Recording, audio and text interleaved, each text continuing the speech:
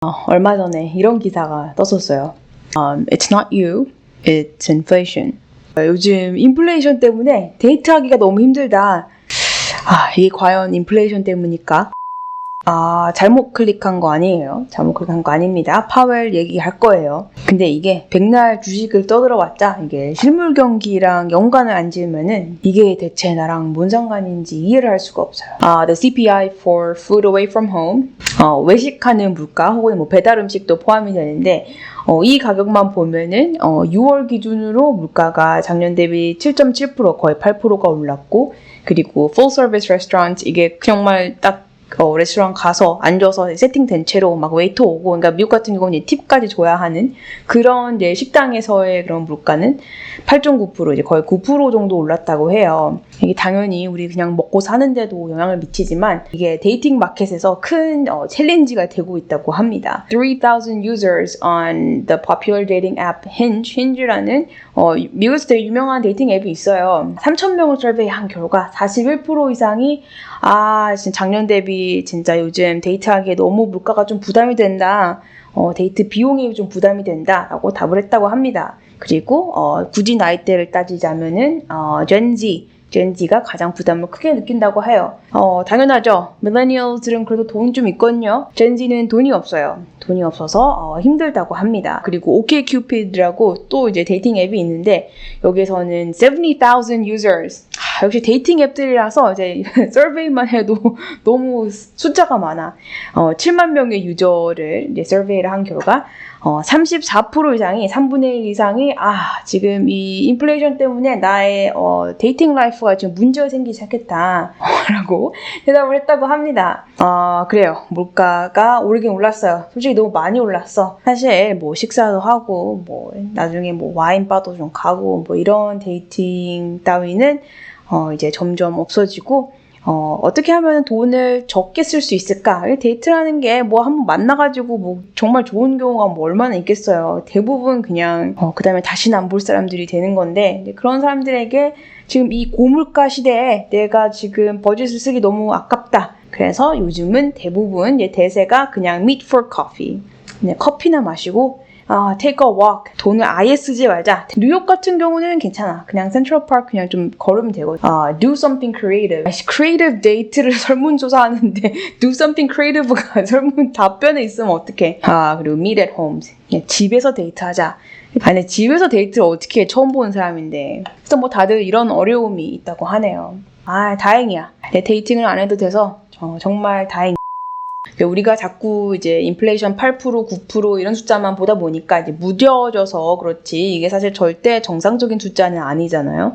연준이 타겟하는 정상적인 성장과 동반하는 인플레이션은 연 2%라는 사실을 잊으면 안 됩니다. 아니, 진짜 우리가 실제로 체감하는 물가는 이것보다 훨씬 더 많이 올랐거든요. 적어도 미국은. 요새는 장을 보면은 똑같은 걸 사도 예전보다 한 20, 30%까지도 더 많이 쓰게 되는 것 같아요. 아이템별로만 봐도 예를 들어서 뭐 우유 사면은 예전에 뭐 2불 99 하던 게 이제는 3불 99 한다던가? 이게 무슨 8, 9%야. 30% 올랐잖아.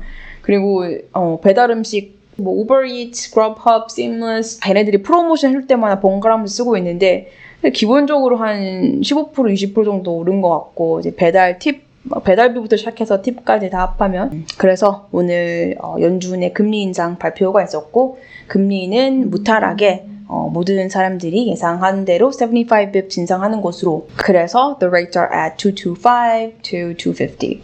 그래서 이렇게 무탈하게 75 bips 인상하는 것으로 마쳤습니다. 언제부터 이게 한 번에 그것도 연달아서 75 bips씩 올라가는 게 무탈한 세상이 왔는지 모르겠지만, 아무튼 6월, 7월 2달 만에 150 bips 금리 인상 폭만 보면은 이게 사실 80년대 파월 볼커 시대 이후 최고치를 찍은 거죠.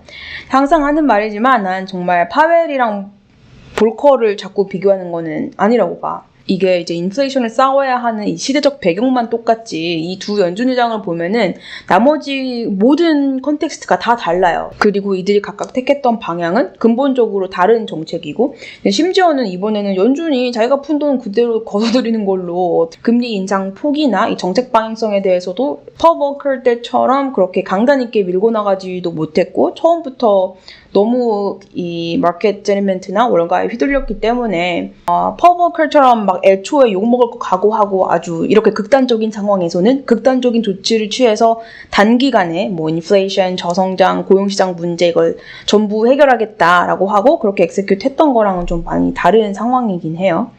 그래서 실제로 지금 파웰을 좀 크리티사이즈하는 마켓의 이 집단이 있는데 이들은 이제 어차피 인플레이션이 단기간에 안 잡히고 리세션은 피할 수 없어 보이니 지금처럼 이렇게 올리면 안 되고 아예 금리를 그냥 확 올려버려야 된다. 뭐 100 bips, 125 bips까지도 올려버려야 한다라는 관점도 꽤 있기는 합니다.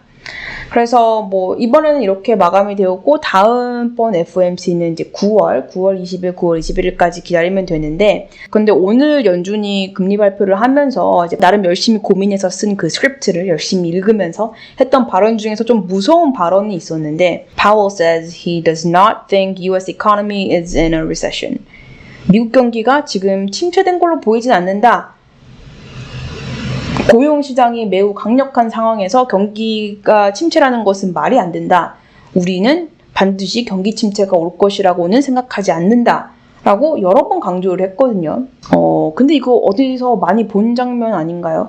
작년에 세상 모든 지표와 실물 경기가 이제 인플레이션의 장기화를 가리키고 있는데 파웰이 얼마나 강조를 했나요? Inflation is transitory. transitory 혼자 열심히 고집하다가 지금 이 상황까지 왔잖아. 뭐 어쨌든 예정된 시기에 예상된 규모의 금리 인상에 자꾸 파웰님이 우리 경기 안 나쁘다, 경기 침체 안 온다 라고 이제 무한 반복을 하니까 오늘 증시가 급상승했었고 이제 물론 이제 몇몇 기업들의 어닝스 결과도 나왔긴 했지만 근데 오늘같이 이 정도로 증시를 견인할 정도로 실적이 잘 나온 곳은 사실 없었기 때문에 결국에는 이번에도 이 매크로가 멱살 잡고 끌고 가다시피 한 채로 S&P 500 기업 85% 이상이 오늘 상승 마감을 했습니다.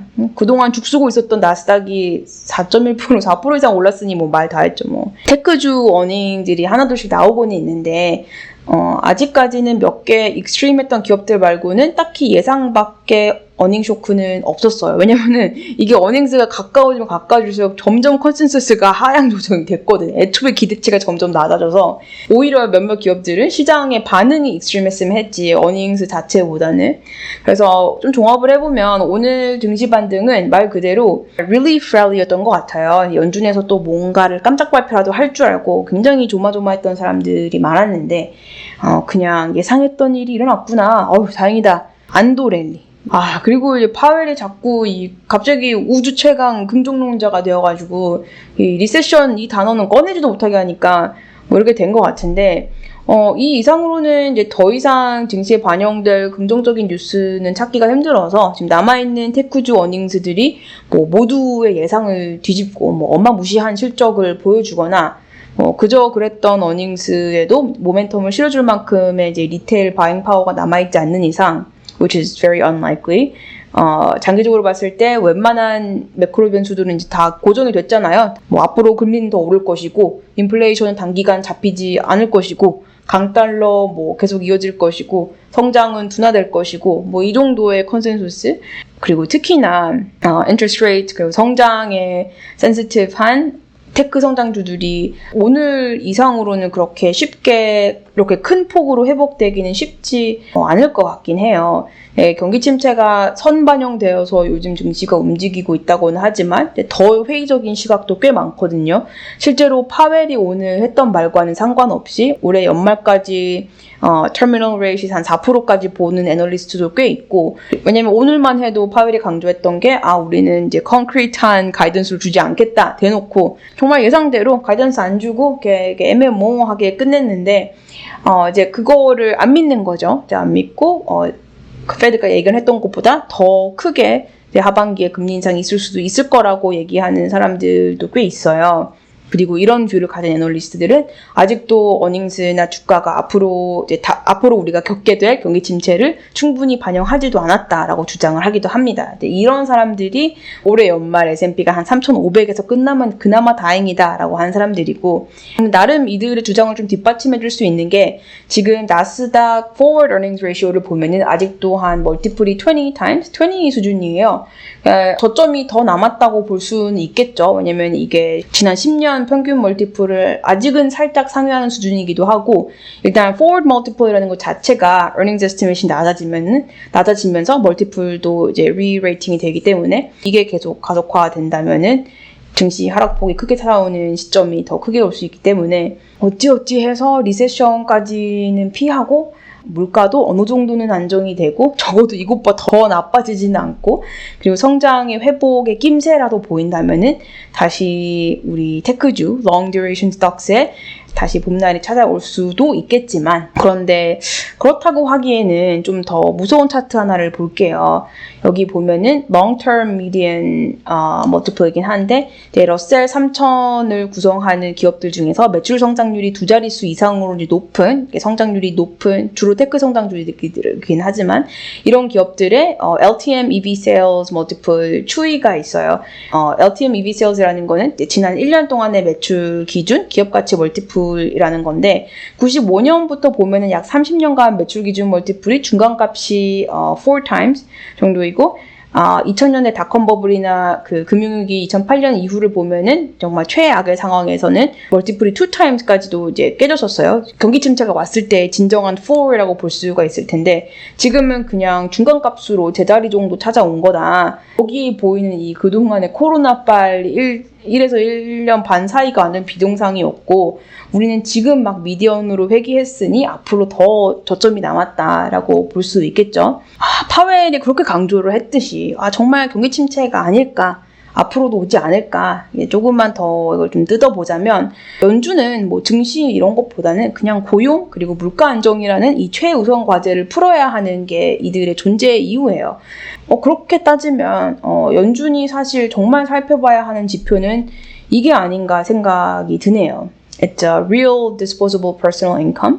이게 인플레이션을 조정한 이제 평균 소득 수준을 나타내는 건데, 물론 여기 코로나 직후 15%까지 성장했다. 이거는 그때 하도 돈을 뿌려가지고 사람들한테 정말 그냥 몇천 불씩 캐시를 아무 이유 없이 그냥 뿌리듯이 돈을 찍어냈었잖아요. 그리고 지금 마이너스 한 12%대로 하락한 현상을 보면은 요즘 자꾸 파웰이 셀프로 이제 비교하기 좋아하는 70년대 후반, 80년대 파월 볼커 시절과는 차원이 다른 시장이 아닌가 라는 생각이 듭니다.